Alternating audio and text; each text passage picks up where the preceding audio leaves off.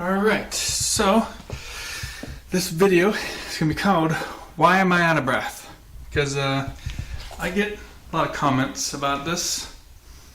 Some comments are just people concerned, and that's fine. I mean, they don't know what the problem is. And some people are, complete dipshits, So this is going to clear it up once and for all. Why am I out of breath? And why exercise is not going to help me.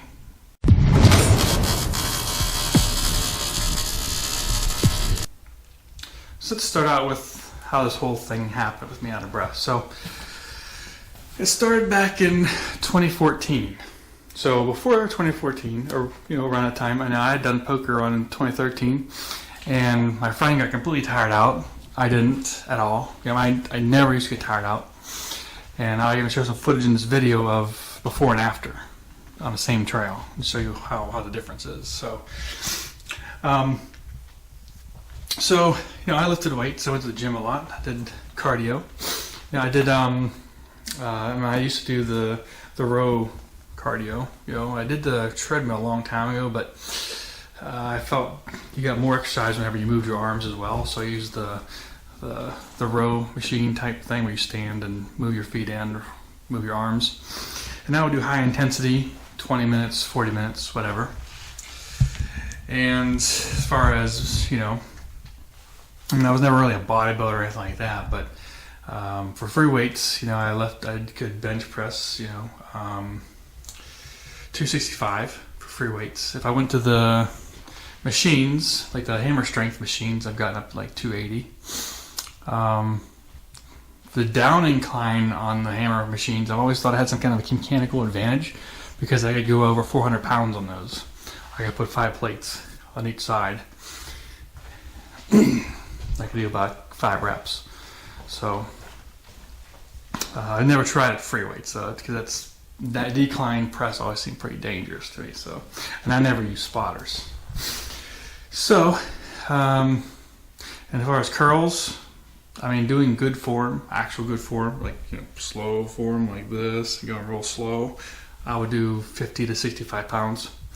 I could do more, but it'd be, not good form. So, like I said, average, and then, I would also do on the bench. I try to do, butterfly, free dumbbell free weights, and so I was shooting for 120 pounds on each arm.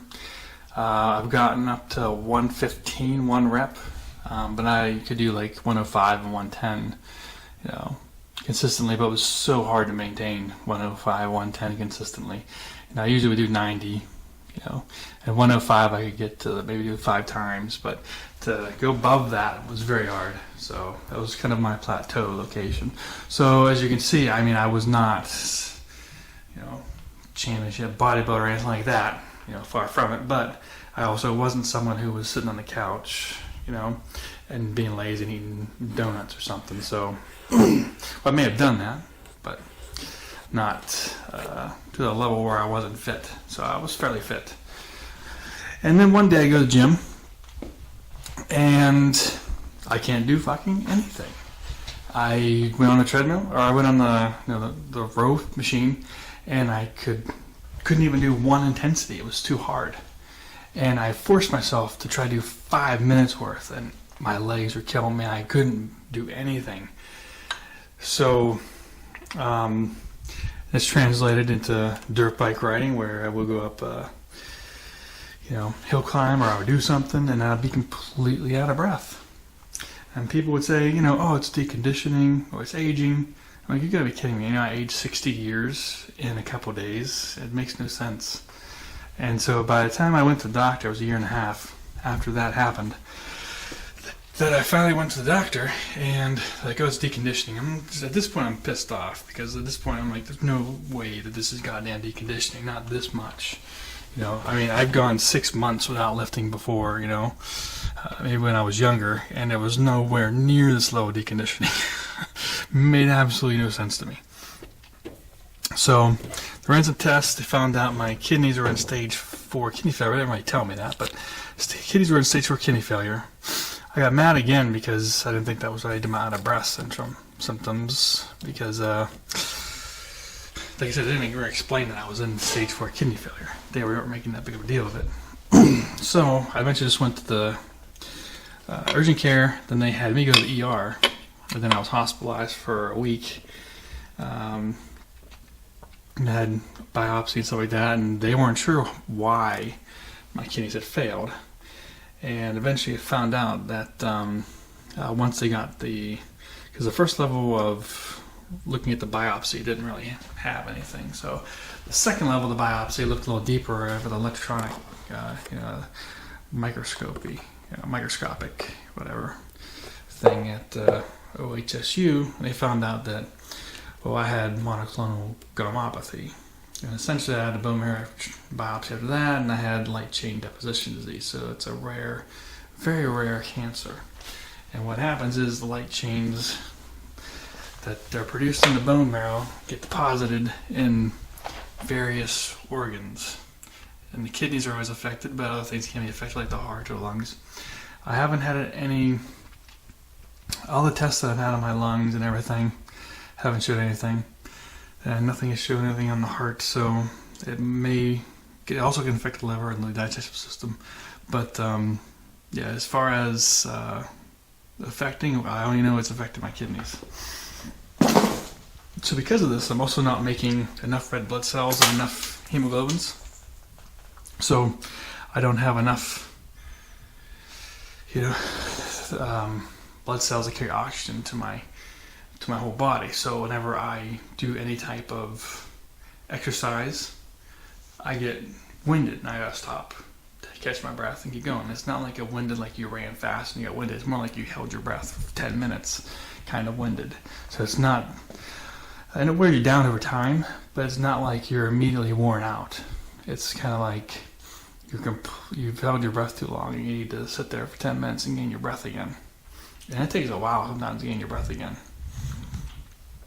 So that's pretty much what I have.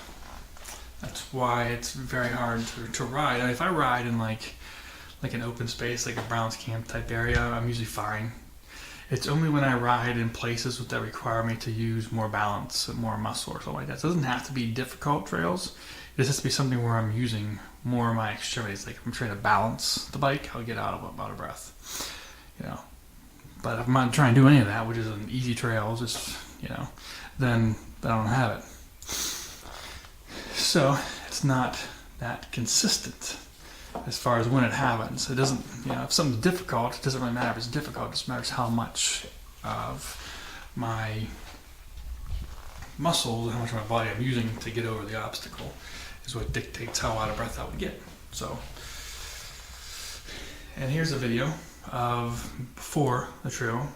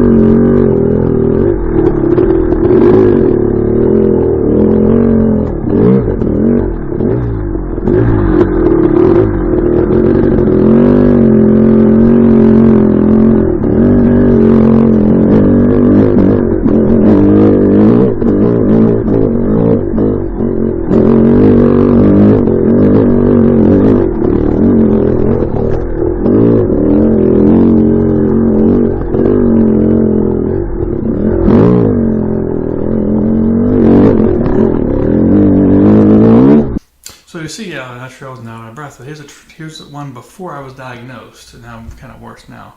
And I'm even on chemo right now, so when I go, you know, out riding, I'm at a complete disadvantage as far as, you know, I've got to stop and rest.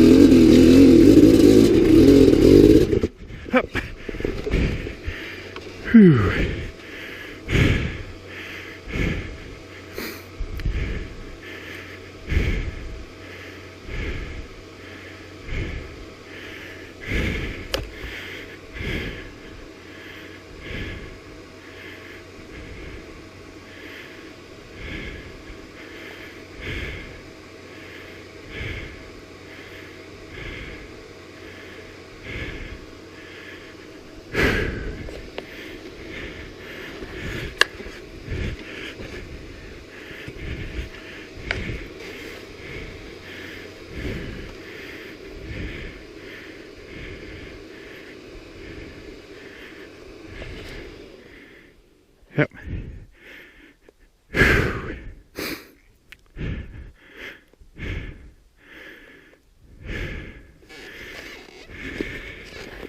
Okay.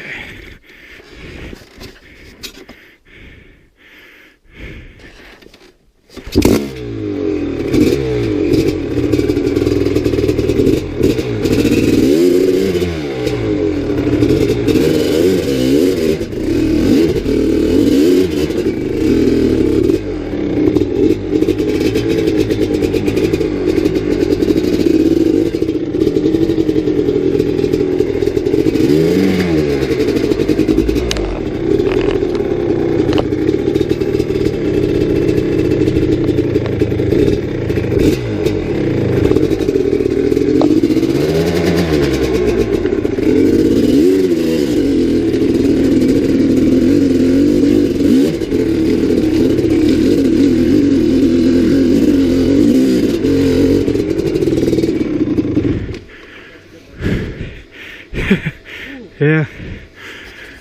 Because, you know, I'm on medications that also will cause you to have fatigue and symptoms of out of breath already, on top of already being out of breath and everything. So that is why I'm out of breath. Again, there's nothing to do with exercise, or I wouldn't have been out of breath in the first place, because I was exercising when I got out of breath. So yeah, so now that's why I usually ride alone, or now I have to warn some before I go riding with them that, you know, hey, I'm gonna be stopping and resting a lot. If you're okay with that easy day. I don't mean easy day as far as easy trails, but I mean as far as mileage is concerned, if the harder the trails are, the more I have to use my body weight, the more I'm gonna be resting between sections. There's nothing I can't do. I mean, even though I haven't been riding that much, which, you know, I've probably ridden like 10 times in the past year. I can still do anything anybody else can do. I just have to do it with brakes. So anyhow, that is my situation right now. So, 'cause I still get people asking about this. I should also say that another part of what has cut me down is last year I did have a treatment called a stem cell transplant. And so that's where they give you a chemo called methylene. And if you've ever heard of mustard gas, it's pretty much a derivative of mustard gas that's injected into you. And you can't get it on the skin because it'll burn, but you know, it can burn going in, but I didn't have any problem because they usually go in slow. And they give you a whole bunch of it. I had 2 days worth of like 60 milliliters or something, but so they give you that, and then it kills off. And I lost my hair. You know, I killed off all of my immune system. Completely killed off my bone marrow. You know, there's other side effects too. You know, mouth sores and stuff like that, and difficulty swallowing. Can't eat anything. Comes right back up. Also fatigue. I mean, I thought I was tired before. I couldn't even walk upstairs or walk 2 feet, you know, in front of my house without getting completely tired. And that lasted for a couple months. And I had no immune system, so I couldn't touch dirt or anything for at least 3 months. So some people it takes about 2 years or so to actually fully recover from that. And so I'm not even a year out yet, but and I've gotten some of my immune shots, and I can show you that. So you can see here, this is my immune schedule booklet. That tells me the shots that I've had now. You can see these are like polio vaccine and stuff. All of my childhood vaccines had to start over. But I can't have any live vaccines yet.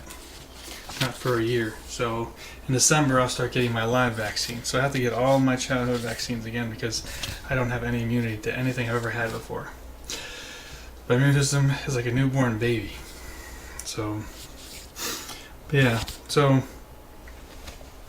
yeah, as far as my level of energy, you know, was down, but so yeah, when I go out, you know, I see people riding trails and stuff. I'm like, oh yeah, I could do those.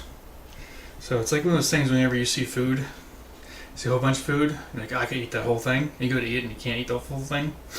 So because I used to be able to do those trails and used to be able to go out and have no issues, I think, oh yeah, maybe this time I go out, I won't get out of breath, you know, or it won't be as bad, or I'll be able to handle it. And then I go out and then, you know, it's one of those things. Your eyes are, you know, bigger than your appetite. You know? So that's pretty much what is happening to me. And I don't know if I would ever be able to do anything ever again. You know, if I'm allowed to get a kidney transplant, because it's hard to get a kidney transplant when you have this incurable cancer, then maybe I can start making more hemoglobins again, and maybe I can get back up to a better level of fitness, but I don't know. As it is, I can't. So that is the story of where I am and why I'm out of breath, even when I'm just talking.